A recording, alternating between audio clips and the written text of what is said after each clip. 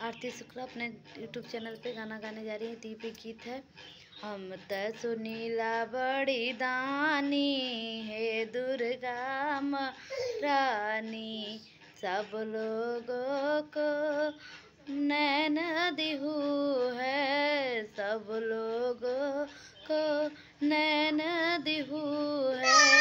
हम तब जानी हे दुर्गा महारानी, हम त सुनीला बड़ी दानी हे दुर्गा महारानी, सब लोगों को पुत्र दिहू है, सब लोगों को पुत्र दिहू है।